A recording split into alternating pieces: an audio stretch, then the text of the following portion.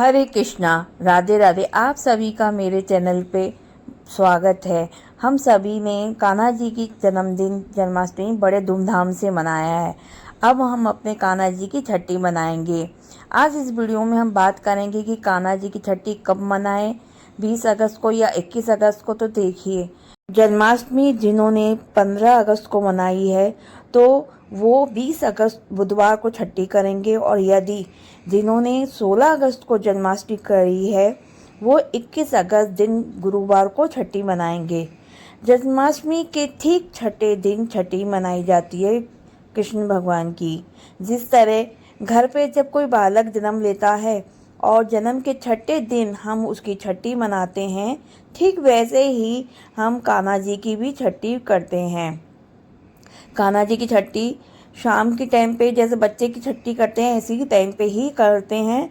अगर आप किसी कारण बस शाम के टाइम पे नहीं कर सके तो हम 12 बजे बाद कभी भी कर सकते हैं। छठी का पूजन पे हमें विशेष रूप से भद्रा का भी ध्यान रखना है कि जब हम छठी की पूजा करें तो उस वक्त भद्रा काल नहीं होना चाहिए।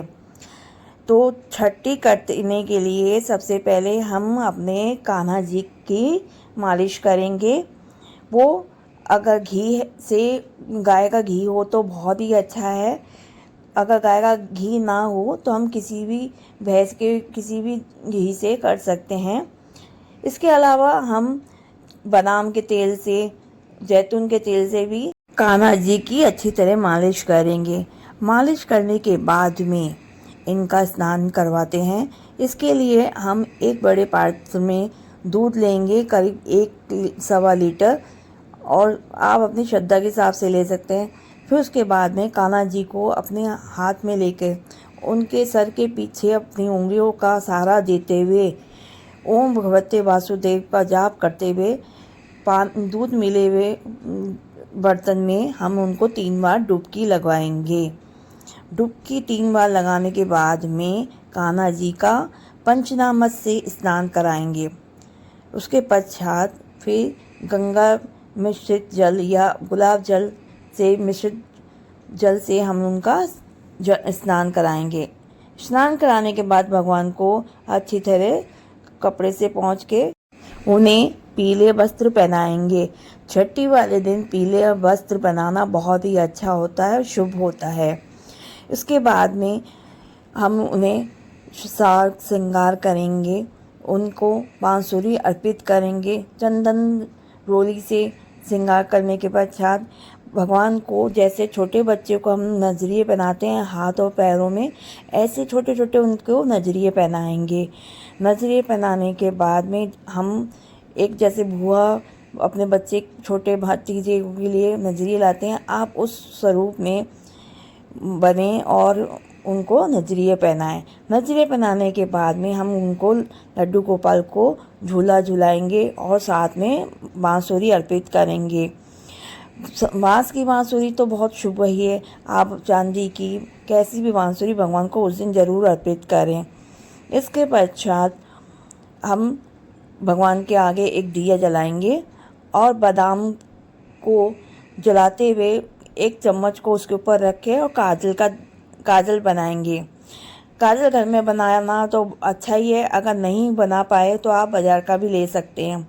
इसके बाद में उस काजल को भगवान कान्हा जी को उनकी आँखों में, उनके हाथों की हथेली और पाँव की हथेलियों में काजल लगाएंगे, क्योंकि छठी वाले दिन काजल लगाना बहुत ही महत्वपूर्ण रहता है, इसलिए काजल लगाएंगे। इसके बाद भगवान को इत्र सेवा देंगे, फूल माला पहनाएंगे। भोग स्वरूप उस दिन, छठी वाले दिन, कढ़ी चावल बनाया जाता है, तो कान्हा जी की छठी के लिए भी हम कढ़ी चावल बनाएंगे। इसके अलावा पक्का खाना जैसे पूड़ी सब्जी भी बना सकते हैं, खीर बना सकते हैं, लेकिन कढ़ी चावल विशेष रूप से ज़रूरी होता है कान्हा जी की छठी करने के लिए, क्योंकि किसी भी बच्चे की छठी में कढ़ी चावल ज़रूर बनाए जाते हैं, तो हम भी कढ़ी चावल ज़रूर भोग में लगाएंगे। इसके साथ ही हम कान्हा जी की आरती गाएंगे। जो भी आप लोग आरती करते हैं वो आरती करेंगे, दिया जला के धूप बत्ती से आरती करेंगे। इसके बाद जल लेके 3 बार आचमन करेंगे। और देखिए, छठी वाले दिन किसी भी शिशु की नज़र ज़रूर उतारी जाती है, तो हम कान्हा जी की भी उसी प्रकार नज़र उतारेंगे। 7 डंडी वाली लाल मिर्च लेंगे और नमक लेकर भगवान जी के ऊपर से 7 बार एंटी क्लॉकवाइज उतारेंगे। फिर इसको घर के बाहर ले जाकर, या तो छत पे या घर के बाहर ले जाकर इसको जला देंगे। इसके अलावा आप नमक और राई से भी नज़र उतार सकते हैं। फिर इसको बहते हुए पानी में बहा देंगे और उनकी बनैया लेंगे और इसके बाद में रुपए जो आप भगवान जी को चढ़ाएं वो उससे न्योछावर करेंगे। घर के सभी सदस्य कान्हा जी की बनैया लें और साथ ही कान्हा जी को झूला भी झूलाएं। इसके बाद में जो आपने जो दूध लिया है उसे भगवान के काम में तो ना लें। उस दूध को, जो हमने भगवान जी को स्नान करवाया था, उस दूध को से आप घर में खीर बना सकते हैं, दूध चाय वगैरह में काम ले सकते हैं। घर में सभी सदस्य उसका उपयोग में ले सकते हैं। जिन महिलाओं को पीरियड्स आ जाए तो वो कैसे करें, इसके लिए अगर आपका पहला दूसरा दिन है तो आप किसी चीज़ को ना छुए, ना भोग प्रसाद बनाएं। अगर आपका 5वां छठा है, आप सिर धो के बना सकते हैं। और घर में जो भी सदस्य हैं तो उनकी मदद ले सकते हैं, उनके द्वारा पूजा करवा सकते हैं और भोग बना सकते हैं। अगर ये संभव नहीं हो, घर में कोई ऐसा नहीं है जो जिनसे आप प्रसाद बना सके, उनसे सेवा करवा पाएँ, तो आप बाहर से भी कोई मिठाई, फल और माखन मिश्री का भी भोग लगा सकते हैं और सच्चे भाव से भगवान को भाव रखें और प्रार्थना करें कि भगवान में से ये सेवा बनी है, इसे स्वीकार करें। ऐसा मन में भाव करते हुए भगवान से प्रार्थना करें। ये जानकारी अगर आपको अच्छी लगे हो तो वीडियो को लाइक और शेयर करना ना भूलें।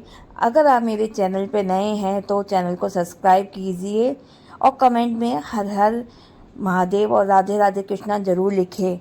धन्यवाद।